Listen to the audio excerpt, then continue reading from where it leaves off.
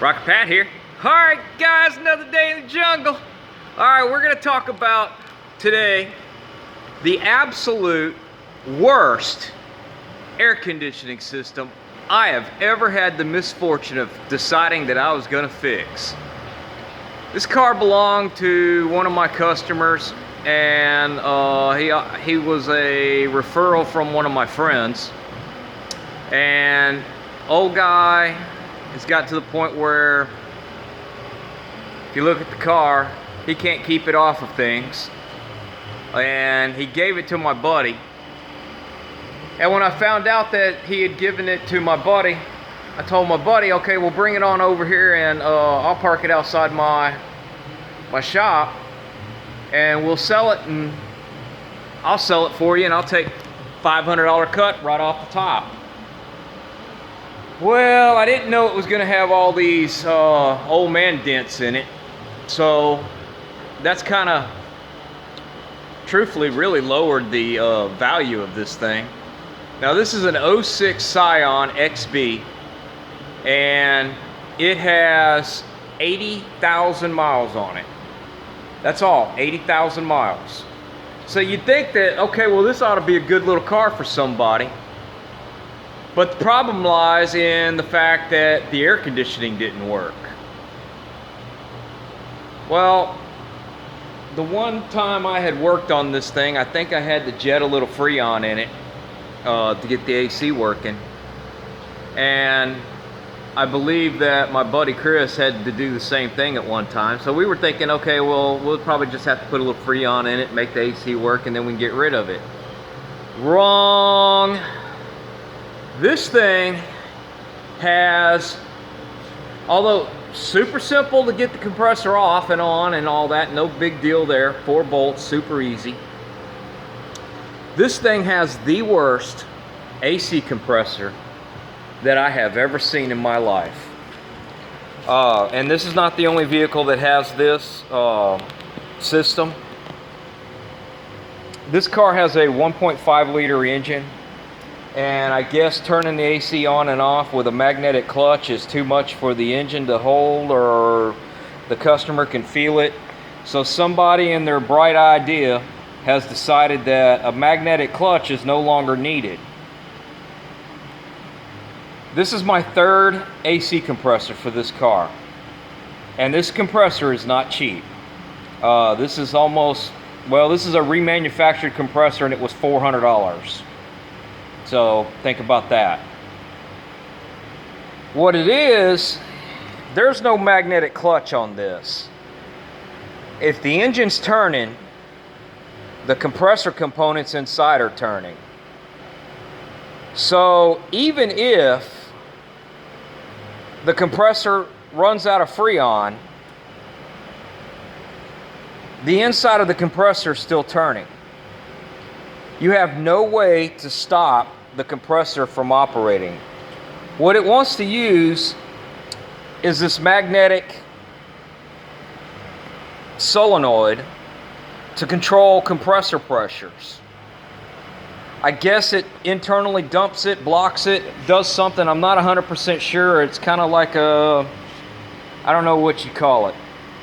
But it plugs in here and we have a solenoid that goes in the back. I initially thought maybe our solenoid was bad. I didn't know that up here in the hub are 3 super thin little bridges, basically you could call it, that bridge this front pulley, which is actually connected to the inside of the compressor. Okay, there's like 3 little tangs that go from this part to the actual drive shaft that goes into the compressor. And then that hooks to the pulley. Okay, I wish I would have showed you one of them that broke. I've already broke 2 of these. The first one I got on the car, and I got the compressor working, I got the system working, I had 40 degrees coming out of my vent. I'm over at my computer desk sitting there, and all of a sudden I hear clank, clank, clank, clank, clank, and this whole hub piece goes flying across the room, spinning across the room. and the compressor is no longer working. I no longer have air conditioning. At first I thought, okay, well, shit, man, it's a reman. There must have been some sort of problem. So I went and I got another one. This time, I never really got good air conditioning. And just for reference, I have replaced the expansion valve, and I have replaced the condenser with a new dryer. There's another one right there in the box. Haven't even opened it yet. So what I figured was, after the second one blew up and the second one started making noise immediately, it finally locked up internally. I could not even turn the inside of this compressor. Completely locked up. Broke this hub off. No connection between the pulley and the compressor.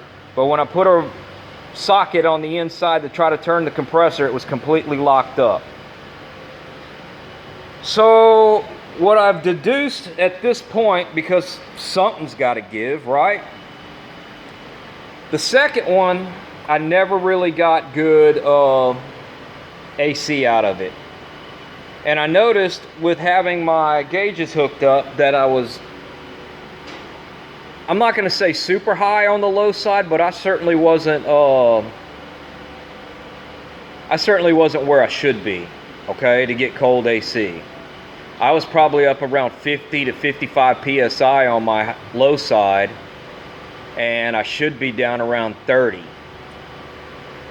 So that's telling me there's a blockage somewhere.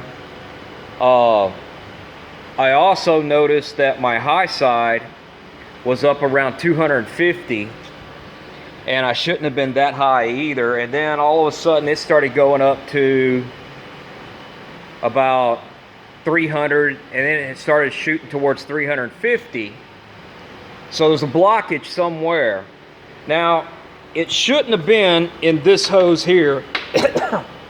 Excuse me. And the reason why I say that is because this hose goes between the compressor and the condenser. But my high side gauge is between the condenser and the evaporator. All right? If this hose was going bad and swelling up and stopping everything up, I wouldn't have seen it on my high side gauge. So my low side pressure is on coming out of the expansion valve going to the compressor. Having higher pressure on my low side and high pressure on my high side,